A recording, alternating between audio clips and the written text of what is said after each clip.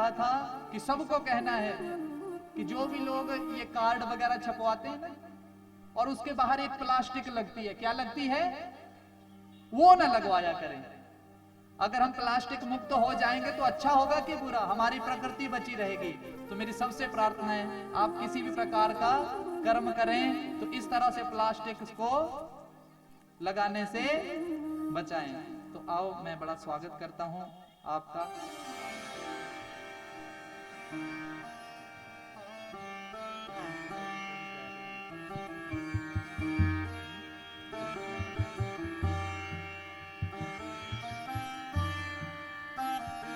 बोले सच्चिदानंद भगवान की जय।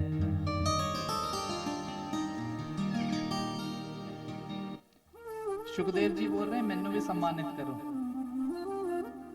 अब इनको सम्मानित करने के लिए मिर्च देनी पड़ेगी। क्या देनी पड़ेगी? अच्छा, आपको पता है तोता सबसे ज्यादा क्या खाता है? मिर्च खाता है। और जब विवाह होता है किसी का, तो जब वेद बनाई जाती है तो उसके ऊपर भी क्या लगाए जाते हैं? तोते लगाए जाते हैं ना। इसका मतलब समझे आप?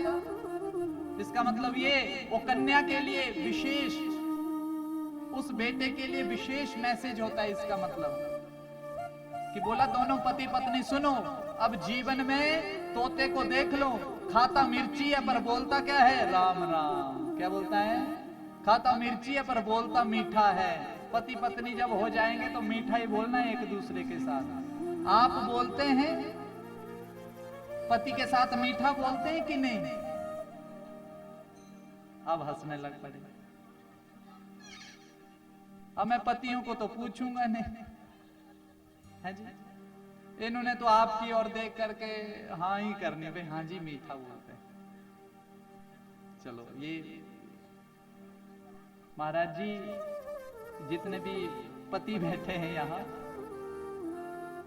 एक दिन मैं किसी को बता रहा था, यदि मैं क्या पति पत्नी का झगड़ा 15 दिन तक ना हो तो दोनों डॉक्टर के पास जाना, चेकिंग करवा लियो अपनी। में क्या, अगर 15 दिन झगड़ा ना हुआ तो दोनों चेकिंग करवा लिया करो कि होया कि 15 दिन हो गए। बोला ऐसा क्यों? अरे मैं हफ्ते में 2-3 बार झड़प, नजर नहीं लगती, खून गाढ़ा नहीं होता, बीमारियां नहीं लगती, नजर नहीं लगती किसी की। अच्छा, बर्तन साथ रहते हैं तो आवाज करते हैं कि नहीं? बोलो। बोला आवाज करते हैं। आवाज हो, बड़ी अच्छी बात है, होती रहे, लेकिन वो आवाज गेट के बाहर, ये भी मान लो साथ में एक बात। तो इसलिए ये पति पत्नी जो है वो लड़ाई थोड़ी होती है कि लड़ाई होती है। अच्छा, बीच में कोई रिश्तेदार आया हो और पति पत्नी लड़ पड़े, तो रिश्तेदार तो ये फंस जाता है कि मैं साथ किसका दूं।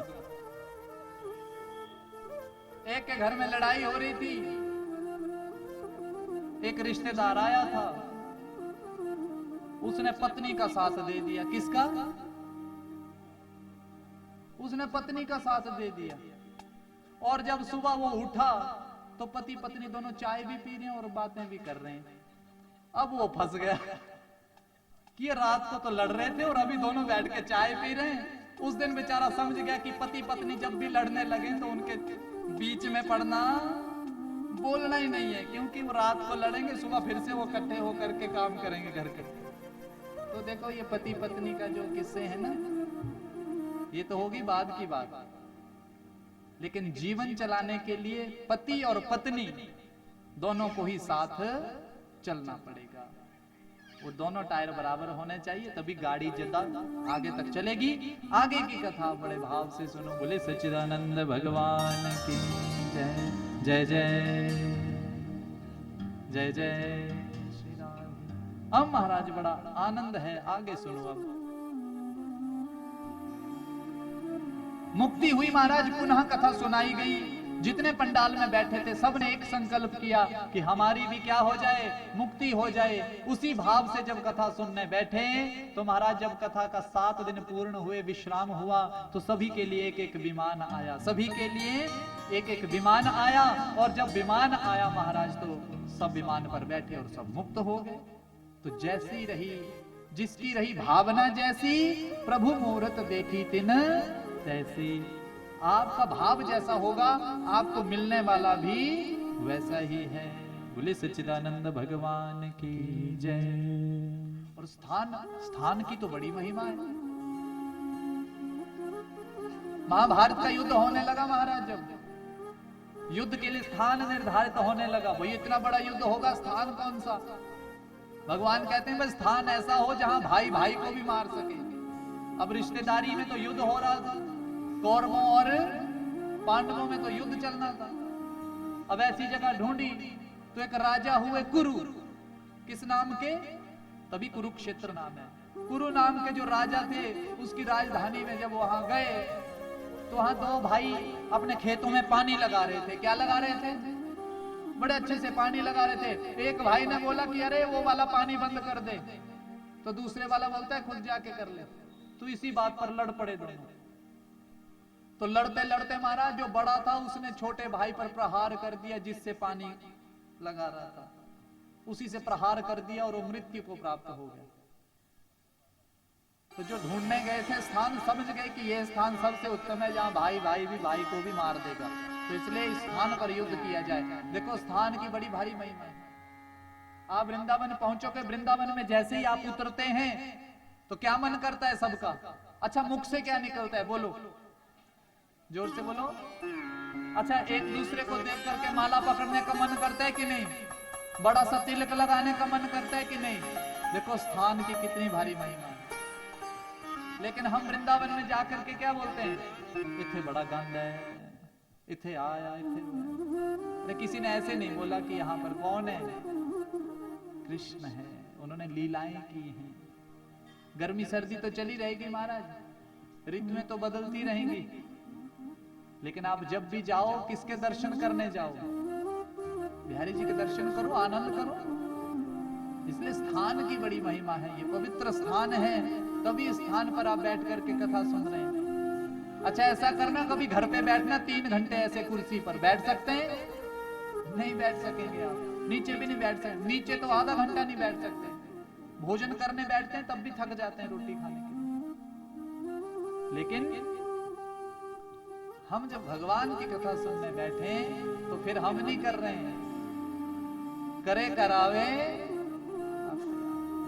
हम नहीं करते, फिर वो करते हैं जिनकी चिंता होती। इसलिए थोड़ी सी डोर किस पर सौंप दिया करो, किस पर छोड़ दिया करो थोड़ी सी। ऐसे मत किया करो हर बार कि ये भी मैं कर लूंगा, मैं मत किया करो। कुछ काम किस पर छोड़ दिया करो? भगवान पर भी छोड़ दिया करो। जब इन पर डोरी छोड़ देंगे तो सब कार्य सिद्ध हो जाएंगे।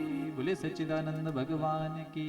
इसलिए व्यास जी कह रहे हैं महाराज, सदा सेव्य श्रीमद् भागवती कथा यस्याह श्रवण मात्रेण हरिश्चित्तम समाश्रयेत।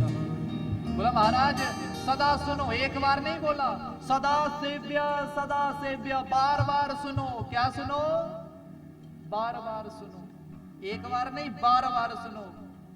जब बार बार सुनोगे तब आपको समझ आएगी, ऐसे आने वाली नहीं है। जब बार बार सुनोगे तभी हरि से प्रेम होगा और वही हरि हमारे चित्त में समा जाएंगे, तभी समाएंगे, ऐसे समाने वाले नहीं है। ऐसे नहीं भाई आप एक दिन आए, आपने थोड़ी देर बैठे और चले गए और जाकर के बोला कि भगवान तो आए नहीं, भगवान तो आए नहीं। तो महाराज धुंधुकारी का जब ये प्रसंग सुना तो बड़े प्रसन्न हुए। आगे बोला महाराज, सूत जी शौनक आदि ऋषियों को कहते हैं कि सुनो, ये जो कथा है इसको सुनने की अब विधि बताने लगे। क्या बताने लगे? विधि। विधि कैसी हो? बोला सबसे पहले तो आपका संकल्प क्या है? आपका संकल्प क्या है? आप किस चीज के लिए इस कथा को कर रहे हैं, किस चीज के लिए करवा रहे हैं? पहले तो ये संकल्प हो, उसी के अनुसार आप उस तिथि का चयन करें ब्राह्मण के द्वारा। उसके बाद महाराज बोला, जितना खर्चा, जितना धन एक कन्या के विवाह के लिए लगता है, उतना ही धन जब इस कथा को प्रारंभ करते हैं तो उतना ही धन आपको रखना पड़ेगा पास में, क्योंकि सब आएंगे, सबका स्वागत करना पड़ेगा। और स्थान कैसा हो? बोला पहले स्थान भी अच्छा होना चाहिए, सबको बैठना सुलभ होना चाहिए, क्योंकि आज के समय में सबसे बड़ी दिक्कत होती है बैठने की। सब बैठ भी नहीं सकते हैं, तो उनको बैठने की भी व्यवस्था सुंदर हो, जगह अच्छी हो। और यह स्थान तो है ही शिव का स्थान है, और शिव तो किसके भक्त हैं? राम जी के। 24 घंटे क्या क्या जपते हैं? राम राम जपते हैं, और उनको तो बड़े भारी रसिक हैं इस कथा के, सुनाने वाले भी और सुनने में भी, दोनों चीजों में बड़े भारी रसिक हैं। ये स्थान बोला ऐसा हो। और उसके बाद बताया, बोला महाराज कथा सुनने के लिए अल्पाहार, पहले तो बताया फलाहार, क्या बताया? एक समय भोजन हो। कितने समय? यदि बोला कोई बीमार है, दवाई इत्यादि खाता है, तो अल्पाहार कर ले। क्या कर ले? मतलब आहार इतना करे जिससे उसको कथा में बैठे बैठे कोई नींद इत्यादि ना आए, ऐसा आहार करे वो। तब आप महाराज इस कथा को सुनने में सक्षम रहेंगे। और साथ में महाराज व्यासपीठ के बिल्कुल साथ एक उपव्यास भी बैठा हो, जो क्या करे? मूल पाठ करे। क्या करे? अब मूल पाठ पे थोड़ा ध्यान देना सब।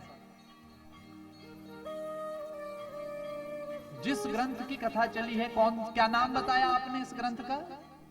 श्रीमद् भागवत महापुराण कथा। अब सुनना ध्यान से। कितने श्लोक हैं इसमें? 18,000। कितने? जोर से बोलो। 18,000।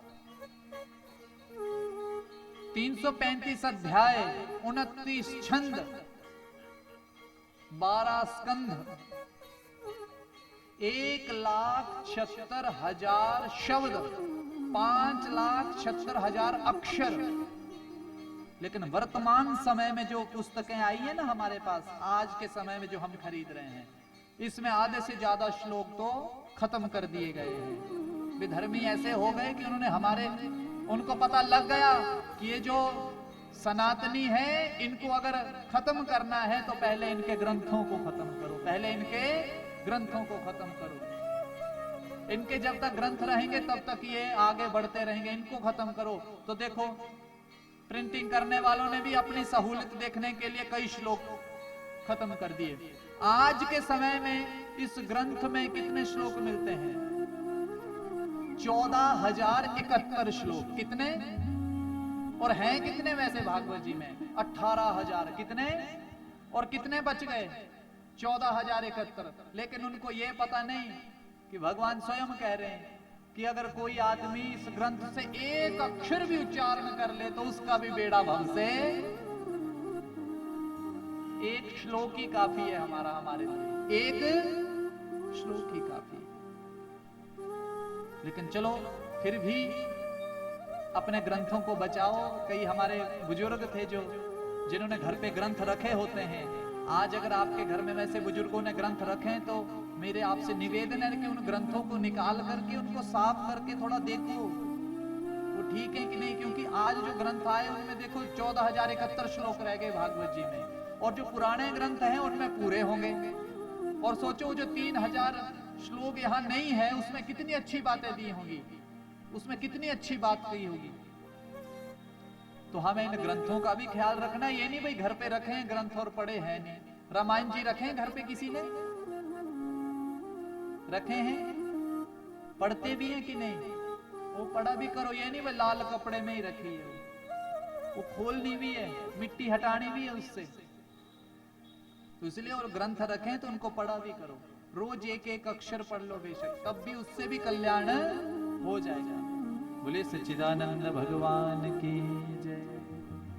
अब आगे महाराज प्रथम स्कंद की ओर हम बढ़ेंगे।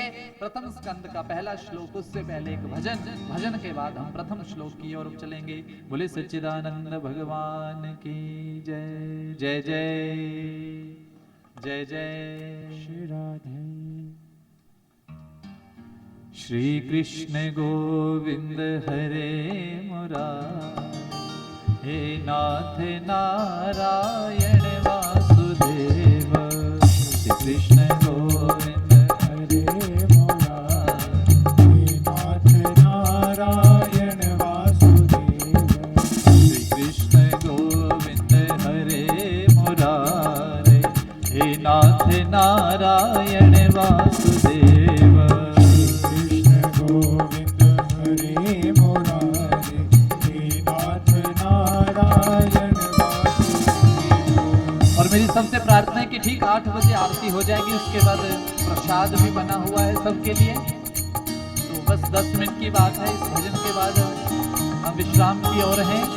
आओ सबसे प्रार्थना है मिल करके, दोनों हाथ उठा करके। श्री कृष्ण गोविंद हरे मुरारी, हे नाथ नारायण वासुदेव। श्री कृष्ण गोविंद हरे मुरारी, हे नाथ नारायण वासुदेव। हे नाथ नारायण वासुदेव, हे नाथ नारायण वासुदेव। हे नाथ नारायण वासुदेव। हे नाथ नारायण वासुदेव। श्री कृष्ण गोविंद हरे मुरारी, हे नाथ नारायण वासुदेव। श्री कृष्ण गोविंद हरे मुरारी, हे नाथ नारायण वासुदेव। श्री कृष्ण गोविंद हरे मुरारी, हे नाथ नारायण वासुदेव। श्री कृष्ण गोविंद हरे मुरारी, हे नाथ नारायण वासुदेव। श्री कृष्ण गोविंद हरे मुरारी, हे नाथ नारायण वासुदेव। श्री कृष्ण गोविंद हरे मुरारी। हे नाथ नारायण वासुदेव। श्री कृष्ण गोविंद हरे मुरारी, हे नाथ नारायण वासुदेव। श्री कृष्ण गोविंद हरे मुरारी, हे नाथ नारायण वासुदेव। श्री कृष्ण गोविंद हरे मुरारी, हे नाथ नारायण वासुदेव। श्री कृष्ण गोविंद हरे मुरारी, हे नाथ नारायण वासुदेव। श्री कृष्ण गोविंद हरे मुरारी, हे नाथ नारायण जय वासुदेव। वासुदेव। बोले सच्चिदानंद भगवान भगवान की जय। आओ महाराज प्रथम स्कंद का प्रथम श्लोक।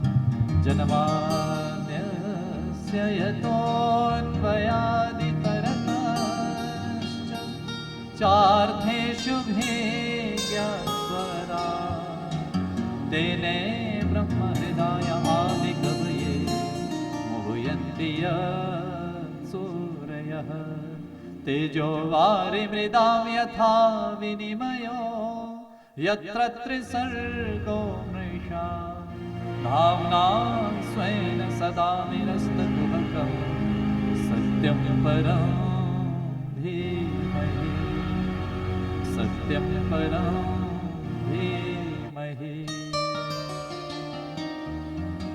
तो मंगलाचरण किया व्यास जी ने बड़ा सुंदर महाराज। कहा सत्यम परम धीमहि, सत्य ही सब कुछ है। देखो भगवान ही सत्य है।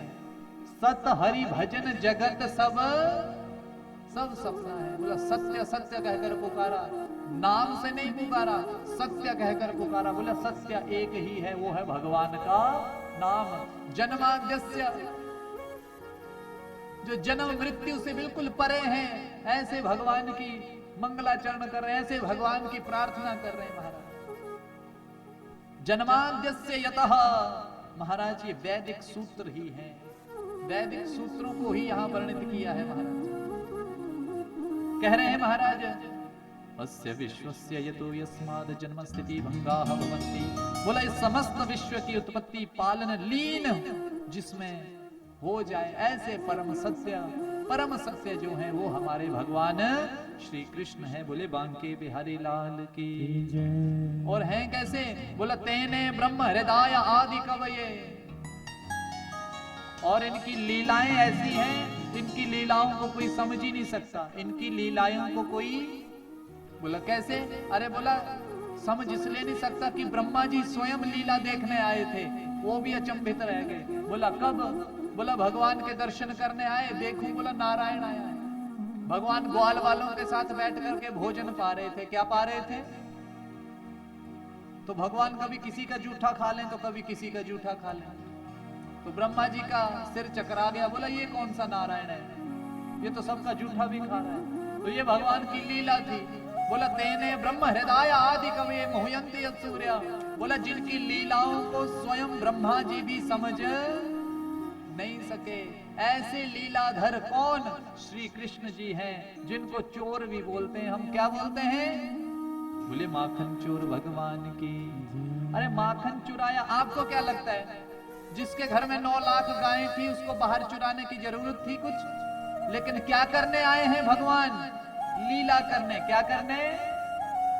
माखन कैसा है, काला है या सफेद? तो माखन मन का स्वरूप है। बोला मन को चुराया घर से, माखन को नहीं चुराया भगवान ने।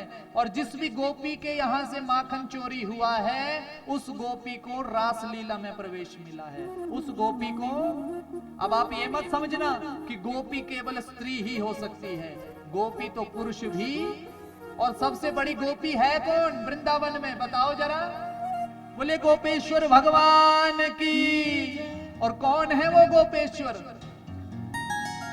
सबसे बड़ी गोपी तो भोलेनाथ है। इसलिए ये मत समझना कि गोपी, गोपी का क्या अर्थ होता है? गा पाती इति गोपी, माने जिसकी प्रत्येक इंद्री किसका रसपान करती है? कृष्ण का। किसका? कृष्ण का। भोले बाबा क्या जपते रहते हैं? राम राम जपते हैं कि नहीं जपते हैं? बोलो जपते हैं ना? तो शास्त्र कहते हैं राम कृष्ण दो एक है, एक ही है ना। वो राम राम जपते हैं, माने वो सबसे बड़ी गोपी। अर्जुन कृष्ण कृष्ण जपता है। क्या जपता है? वो भी सबसे बड़ी गोपी। आप जपते हैं कि नहीं? आप गोपी बड़ा सा तिलक लगाकर, चंदन लगाकर नहीं बनेंगे। कब बनेंगे? जब कृष्ण कृष्ण राधा राधा किसी भी नाम को उच्चारण करेंगे, तब आप गोपी बनेंगे। माने हमारी कोई भी इंद्री है, वो किसका रसपान करे? कृष्ण का रसपान करे। वो क्या है? आप कृष्ण की कथा सुन रहे हैं तो आप भी गोपी हैं। हम सब क्या है यहाँ? गोपी। इसलिए वृंदावन जाओ तो सबसे पहला दर्शन किसका? गोपेश्वर भगवान का। तभी गोपी भाव आएगा। क्योंकि मीरा एक संत से मिलने गई, जब संत से मिलने गई तो वहां रोक दिया गया। बोला अंदर जो संत बैठे हैं ये किसी स्त्री से मिलते? बोला नहीं मिलते ये। तो उनके मुख से भी निकल गया। किसके? मीरा जी कहने लग पड़ी, अरे अरे अरे। बोला मैंने तो आज तक ये समझता था, मैंने अपने मन में एक ही भाव रखा था कि इस पूरे ब्रज में केवल एक ही पुरुष है और बाकी सब गोपियां हैं। एक ही पुरुष है। वो पुरुष कौन है? श्री कृष्ण। वाह, बोला आज तो देखने को और मिल गया। एक और पुरुष रहता है यहाँ जो स्त्रियों से मिलता ही नहीं है। ये शब्द किसने सुन लिए? संत ने सुन लिए, बुला लिया जल्दी। अरे बोला मैं तो ऐसे ही संत का रूप धारण करके बैठा हूं। असली ज्ञान तो आज हुआ मुझे कि माने गोपी का मतलब ये मत समझ लेना कि कोई स्त्री, वो पुरुष भी हो सकता है। इसलिए वृंदावन जाओ तो कईयों को देखना पैरों में झांझर डाल के रख बैठे होते हैं। किसको मना रहे होते हैं? ठाकुर जी। उनको किसी से कोई मतलब ही नहीं है। हाथों में मेहंदी लगी है, हम उसको देख करके क्या करने लगते हैं? हंसते हैं और क्या बोलते हैं? सबसे पहली निशानी भक्त की, लोग उसको क्या बोलेंगे? पागल। क्या बोलेंगे? लोग क्या बोलेंगे? लेकिन अगर पागल बोलेंगे तो समझ जाना पहली सीढ़ी आपने पार कर ली है। वैसे पागल बने रहना। बोले श्री कृष्ण कन्हैया लाल की। आज प्रथम दिवस की कथा को हम यहाँ विश्राम करेंगे। कथा का समय 4 बजे हमारे वाद्य यंत्र वाले यहाँ आकर के हनुमान चालीसा एक भजन प्रारंभ कर दिया करेंगे। 4:30 बजे तक कथा प्रारंभ हो जाया करेगी और ठीक 8 बजे उसको विश्राम दिया जाएगा। और उसके बाद लंगर रूपी जैसा भी प्रसाद, जैसा भी यहाँ पर व्यवस्था होगी, तो मैं आप सबका बहुत बहुत स्वागत करता हूँ व्यासपीठ से। और श्री शिव मंदिर विकास समिति जितनी भी सभा है, उन सब की ओर से मैं आई हुई साध संगत का हार्दिक स्वागत करता हूँ। इस समिति के प्रधान जी, उनकी तरफ से भी मैं आप सबका स्वागत करता हूँ। भोलेनाथ जी की ओर से आप सबका स्वागत करता हूँ। ऐसे ही आप समय से आए, आकर के पूरा आनंद प्राप्त करें, क्योंकि आनंद जीवन में आ जाए तो समझ लेना कि भगवान ही आ गए, क्योंकि आनंद किसका स्वरूप है? भगवान का ही स्वरूप है। आओ हरि नाम संकीर्तन करते करते हम, पंडित जी हमारे श्याम ज्योतिषी जी मेरी आवाज सुन रहे हैं तो आए, और आकर के पूरी कमेटी जितनी भी है सब आए, आकर के आरती, उससे पहले एक भजन करते करते हम हरि नाम संकीर्तन करते करते आरती की ओर चलेंगे। एक बार दोनों हाथ उठा करके बोले सच्चिदानंद भगवान की जय। जय जय श्री राधे।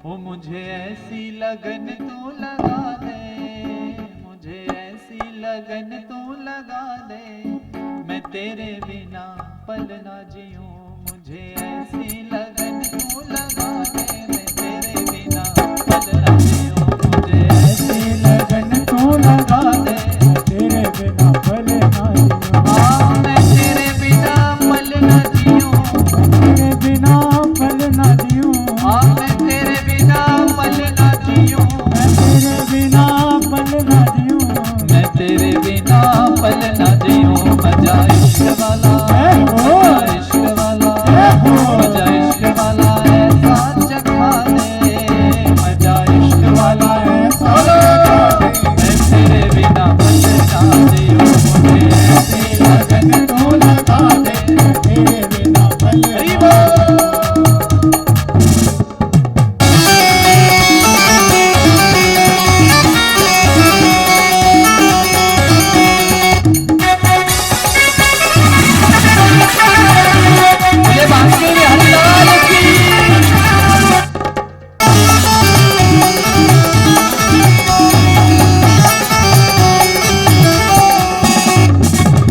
जैसे जल बिना मछली पल ना जिए, जैसे जल बिना मछली पल ना जिए, वो जैसे जल बिना मछली पल ना जिए, जैसे जल बिना मछली पल ना जिए, वैसे तड़पों में घड़ी घड़ी तेरे लिए, वैसे तड़पों में घड़ी घड़ी तेरे। आओ एक बार अपने अपने स्थान पर खड़े होकर के भगवान की आरती भी करेंगे। आगे आगे आ जाएं, आरती भी करेंगे बारी बारी से, बस धक्का मुक्की ना हो। ओ जैसे जल बिना मछली पल ना जिए, जैसे जल बिना मछली पल ना जिए, वैसे तड़पों में घड़ी घड़ी तेरे लिए, वैसे तड़पों में घड़ी घड़ी तेरे। मजा इश्क वाला जय हो, मजा इश्क वाला जय हो, मजा इश्क वाला ऐसा चखा दे, मजा इश्क वाला ऐसा चखा दे, मैं तेरे बिना पल ना जीऊं। मुझे एक बार दोनों हाथ उठा के जरा, तेरे बिना पल ना जीऊं।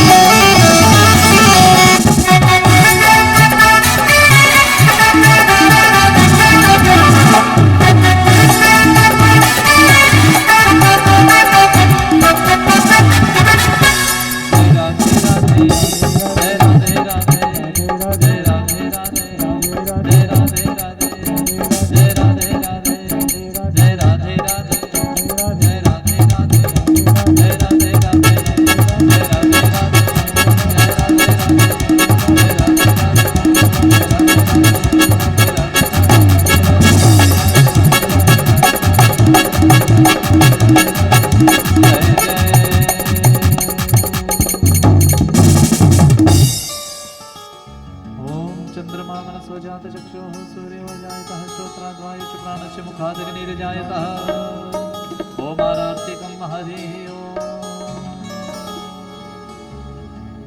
मन में बसा कर तेरी मूर्ति उतारूं मैं गिरधर तेरी आरती। बसा कर तेरी मूर्ति उतारूं मैं गिरधर तेरी आरती। मैं बसा कर तेरी मूर्ति उतारूं मैं गिरधर तेरी आरती।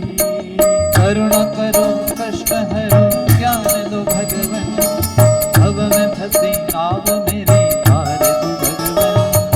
करुणा करो कष्ट हरो ज्ञान दो भगवन भव में फंसी नाव मेरी तार दो भगवन। दर्द की दवा तुम्हारे पास है दर्द की दवा तुम्हारे पास है। वो जिंदगी दया की है भीख मांगती। मन में बसा कर तेरी मूर्ति उतारो मैं गिरधर तेरी आरती। मन में बसा कर तेरी मूर्ति उतारो मैं गिरधर तेरी आरती। मांगू तुझसे क्या मैं यही सोचूं भगवन। जिंदगी जब तेरे नाम कर दे अर्पण। मांगू तुझसे क्या मैं यही सोचूं भगवन। जिंदगी जब तेरे नाम कर दे अर्पण। सब कुछ तेरा कुछ नहीं मेरा। सब कुछ तेरा कुछ नहीं मेरा। सब कुछ तेरा कुछ नहीं मेरा। सब कुछ तेरा कुछ नहीं मेरा। चिंता है तुझको प्रभु संसार की। मन में बसा कर तेरी मूर्ति उतारो मैं गिरधर तेरी आरती। मन में बसा कर तेरी मूर्ति उतारो मैं गिरधर तेरी आरती। वेद तेरी महिमा गाए संत करे ध्यान। नारद गुण गान करे छिड़े बीणा तान। एक तेरी महिमा गाए संत करे ध्यान। नारद गुणगान करे छिड़े बीणा तान। भक्त तेरे द्वार करते हैं पुकार। भक्त तेरे द्वार करते हैं पुकार। दास व्यास तेरी गाए आरती। मन में बसा कर तेरी मूर्ति उतारो मैं गिरधर तेरी आरती। बसा कर तेरी मूर्ति उतारो मैं गिरधर तेरी आरती। उतारो मैं गिरधर तेरी आरती। उतारो मैं गिरधर तेरी आरती। ओमारार्तिकं समर्पयामि जलेन शीतलीकरणेन देववन्दनं दिक्बन्धनमात्मा विवन्दनं हरिः ओम् कर्पूरगौरम्